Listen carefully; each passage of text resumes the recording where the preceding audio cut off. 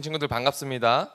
오늘은 열방을 향한 꿈 제3강 세계 선교의 꿈 제사장 나라에 대해서 함께 공부해 보도록 할 거예요. 자, 우리 그럼 PPT를 보면서 나와 있는 글씨 함께 다 같이 읽어보도록 하겠습니다. 시작. 시내산에서 제사장 나라를 위한 언약이 체결된 후 1년여 기간 동안 하나님의 세계 선교의 꿈의 기초가 놓입니다. 제사장 나라 거룩한 백성은 세계 선교의 초석입니다. 열방을 향한 하나님의 이 꿈은 우리가 늘 마음에 품어야 하는 생각입니다. 출애굽기 19장에서 40장까지의 이야기는 모세와 출애굽 세대들이 시내 광야에서 약 1년간 머물렀던 이야기들이 담겨져 있습니다. 하나님께서 이스라엘 민족을 출애굽시킨 본질적인 이유는 무엇이냐? 바로 제사장 나라 거룩한 시민으로 부르기 위함이었습니다. 이스라엘 백성들은 하나님의 이 제안을 받아들입니다. 그리고 하나님의 언약을 받게 됩니다. 그래서 그 시내산에서 시내 광야에서 받은 언약을 시내산 언약이라고 부릅니다. 그곳에서 이스라엘 백성들은 십계명과 또 여러 규례들을 받아요. 그리고 성막 설계도까지 받게 됩니다. 하나님께서 그럼 이스라엘 민족들을 왜 제사장 나라로 세우려 하느냐? 그 이유가 무엇일까요? 그 이유에는 하나님의 꿈이 담겨 있습니다. 바로 세계 선교입니다. 열방을 향한 하나님의 꿈은 하나님을 믿고 성경을 읽는 우리가 늘 마음에 품어야 하는 비전입니다. 그렇다면 이제 세계 선교의 꿈 제사장 나라를 6가지 이야기로 함께 살펴보도록 하겠습니다. 자, 첫 번째 이야기입니다. 첫 번째 이야기는 바로 시내산 언약입니다. 출애굽기 19장의 이야기예요. 이스라엘은 출애굽한 후 3달이 지난 뒤에 시내 광야에 도착합니다. 하나님께서는 그곳에서 이스라엘 백성과 아주 중요한 일을 계획하고 계셨어요. 하나님께서 모세를 통하여서 이스라엘 백성에게 이렇게 말씀을 전하십니다. 내가 애굽에서 너희를 이끌어낸 모든 과정을 너희는 알고 있어. 그리고 광야에서 너희를 인도한 것이 바로 나임을 너희는 또 알고 있어. 너희가 나의 말을 잘 듣고 순종하고 내 언약을 잘 지키면 내가 세상 모든 민족 중에서 너희를 보배롭게 할 거야. 너희는 제사장 나라 거룩한 백성들이야. 과거 500년 전에는 하나님께서 아브라함 한 개인과 언약을 맺었습니다. 그런데 지금은 아브라함의 그 후손들 이스라엘 민족과 공식적으로 언약을 맺고 있는 것입니다. 이에 대한 이스라엘 반응이 어땠을까요? 우리가 다 행하리이다. 아멘. 그들 또한 기쁨으로 이 제안에, 하나님의 제안에 응답을 했습니다. 이 언약을 기반으로 이스라엘이 하나님의 백성으로서 어떻게 살아가야 하는지에 대해서는 출애굽기 19장에서 40장, 그리고 레위기, 그리고 민수기 1장에서 10장까지에 담겨져 있습니다. 자, 두 번째 이야기입니다. 두 번째 이야기 바로 십계명, 그리스도인의 대헌장입니다. 출애굽기 20장에서 23장까지의 이야기예요. 하나님께서는 모세를 시내산으로 부릅니다. 그리고 제사장 나라 거룩한 백성이 되고자 하는 이스라엘에게 율법을 주십니다. 그 대표적인 것이 우리가 너무나도 잘 알고 있는 이 십계명이에요. 십계명은 대부분 뭐뭐하지 말라라는 이야기로 되어 있습니다. 그런데 하나님께서 뭐뭐하지 말라라는 이야기를 통해서 요구하시는 핵심이 크게 2가지입니다. 그것은 무엇이냐? 바로 율법의 2줄기라고 할 수 있는 하나님 사랑 그리고 이웃 사랑입니다. 이 십계명을 지키는 것은 하나님의 거룩한 백성으로 당연히 지켜야 할 기본적인 원칙이고요. 그리고 인간이 인간됨을 위해서도 가장 본질적인 것이다 라고 우리는 생각하면 됩니다. 뒤이어 21장에서는 십계명을 중심으로 한 구체적인 시행 세칙에 대해서 말씀해 주십니다. 그것은 이웃 사랑의 측면에서 생명 존중 그리고 약자 보호라는 측면이 담겨져 있어요. 하나님께서 생각하시는 아름다운 사회란 무슨 사회냐? 생명을 존중하고 힘 있는 사람들이 약한 사람을 보호하고 책임지는 사회입니다.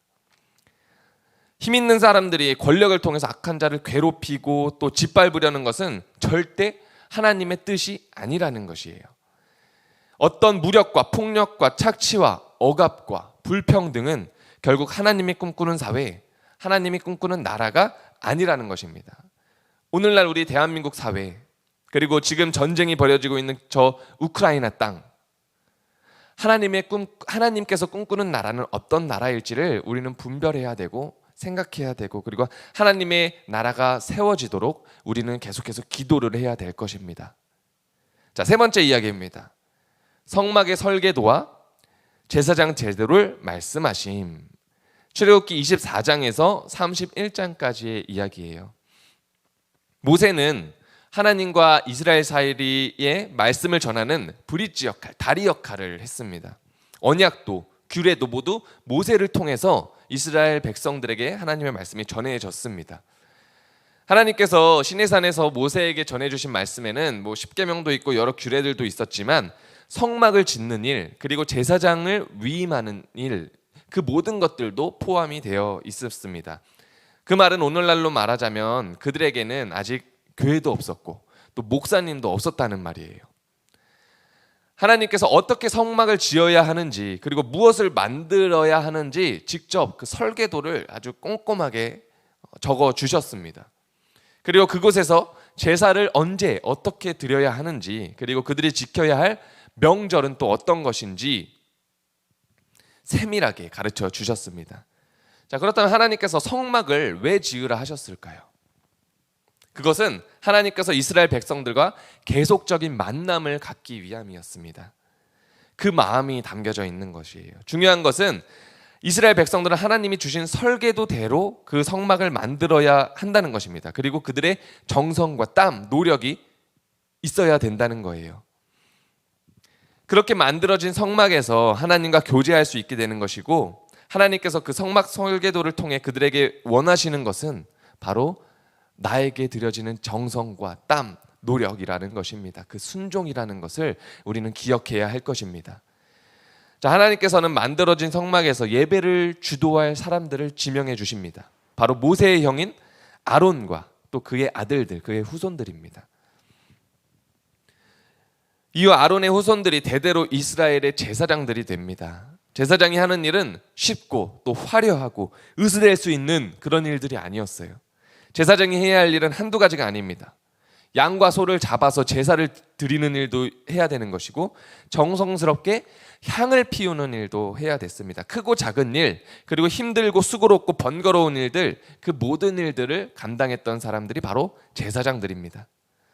그리고 제사장은 일반 백성들과 달리는 철저히 구별된 존재로서의 삶을 살아야 했습니다. 그 기준이 미치지 못했을 때는 목숨을 내놓아야 하는 사람들이 바로 이 제사장들이었습니다. 자, 네 번째 이야기, 금송아지 사건입니다. 출애굽기 32장에서 34장까지의 이야기입니다. 앞서 말했듯이 모세가 하나님의 말씀을 듣기 위해서 시내 산으로 올라갔습니다. 그리고 그곳에서 40일 동안 있었습니다. 그곳에서 십계명, 여러 규례들, 성막 설계도를 하나님께서 그려주고 계세요. 하나님의 마음은 지금 백성들과 만날 생각에 엄청 기대하고 설레고 기쁜 마음으로 가득 차 있었습니다. 그런데 그 마음이 백성들에게도 동일하게 있었을까?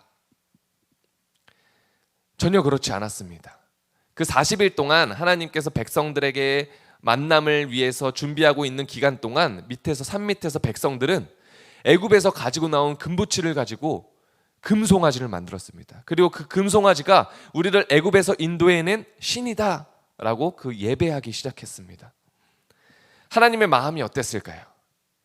기쁘고 설레었던 그 마음이 진노의 마음으로 변해버렸습니다. 그리고 모세에게 말씀하십니다. 내가 저들을 가만히 두지 않겠다. 내가 저들을 진멸시키겠다. 저들은 내 백성이 아니다. 이에 대한 모세의 반응은 하나님께 무릎 꿇고 기도드렸습니다. 하나님, 저들을 용서해 주십시오. 저들을 긍휼히 여겨 주십시오. 기도를 드립니다. 그리고 더 나아가서 모세는 이렇게 말합니다. 여호와가 자기의 백성을 산에서 죽이고 지면에서 진멸하려는 악한 의도로 인도해 내었다라고 이방 백성들이, 이방 나라들이 그렇게 하나님을 욕보이게 할 것입니다.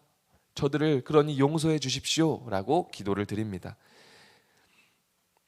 하나님께서 그 한 사람의 부르짖음을 응답하셨고, 그리고 백성들을 용서해 주세요.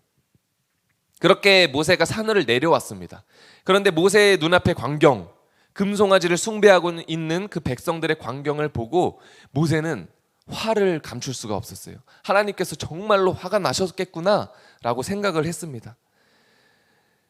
그리고 모세가 한 일은 무엇이냐? 그 금송아지를 다 불살라 빠개버려서 가루로 만듭니다. 그리고 그것을 숭배한 자들에게 그 가루를 다 마시게 해버립니다. 이 일로 인해서, 그 금송아지를 숭배한 일로 인해서 이스라엘은 3,000명가량이 죽임을 당합니다. 그리고 그 이튿날 모세는 다시 하나님께 나아가서 하나님께 다시 한번 회개의 기도를 드립니다. 하나님, 저들의 죄를 용서하여 주십시오. 내 이름이 주의 책에 사라져도 좋으니, 기록되지 않아도 좋으니 저들을 용서하여 주십시오. 하나님께서는 모세의 기도와 이스라엘 회개를 받아주십니다. 그리고 출애굽기 33장부터는 하나님과 이스라엘 관계가 호전되었다가 34장에서는 완전히 회복되는 것을 볼 수 있습니다. 그리고 하나님께서는 다시 모세를 시내산 위로 올라오라 하셨고 40일 동안 다시 하나님의 율법과 말씀들을 전해 주십니다. 자, 5번째 이야기, 성막 제작, 아름다운 동역입니다. 출애굽기 35장에서 또 39장까지의 이야기를 담겨 있습니다. 모세가 두 번째로 하나님의 말씀을 받기 위해서 시내산에 올라갔다 내려와서 한 일은 무엇이냐면 바로 성막을 짓는 일을 했습니다.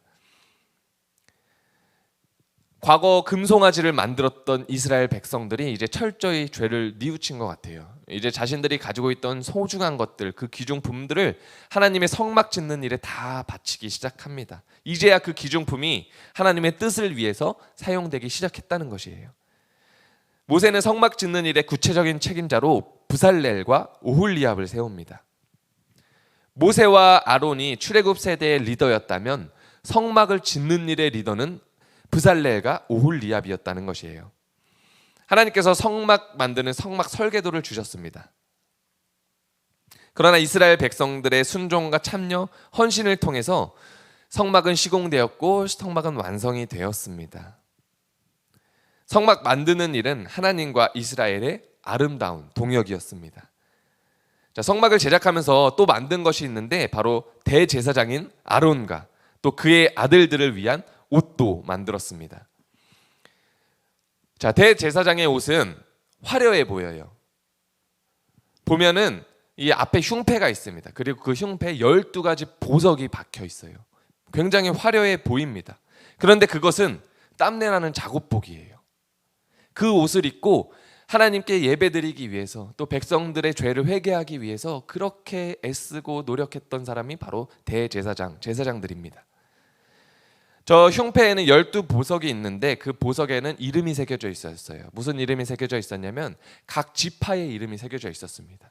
그 말은 무엇이냐면 하나님께서 하나님의 백성을 하나님 제사장 나라 거룩한 시민으로 삼으신다는 것이다. 그 이스라엘 12지파를 하나님의 거룩한 시민으로 삼으신다는 것이다. 그리고 그들을 보석과 같이 귀하게 여기신다는 하나님의 마음이 그 안에 담겨져 있는 것입니다. 자, 마지막 6번째 이야기입니다. 철저한 확인 점검과 또 성막 봉헌입니다. 이제 성막 만들기와 또 제사장 옷 만들기가 다 끝났습니다. 그리고 모세는 하나님께서 말씀해 주신 대로 성막이 잘 지어졌는지 또 그 안에 들어갈 성막 기구들이 잘 만들어졌는지 확인 점검하는 시간을 갖습니다. 우리가 숙제를 점검받을 때도 아무리 열심히 하고 아무리 잘했어도 점검받는 그 시간은 굉장히 떨리잖아요. 아마 이스라엘 백성들도 그렇게 긴장되고 떨리는 순간이었을 거예요. 모세가 마지막 점검을 마치고 모든 것이 완벽하다라고 말했을 때 그들은 얼싸안고 눈물을 흘리며 기뻐했을 것입니다. 그렇게 약 6개월간의 대장정이 완성되었습니다. 하나님과 만날 그 성막이 완성되었고요. 하나님과 사람 사이에 중재할 제사장들이 세워졌습니다.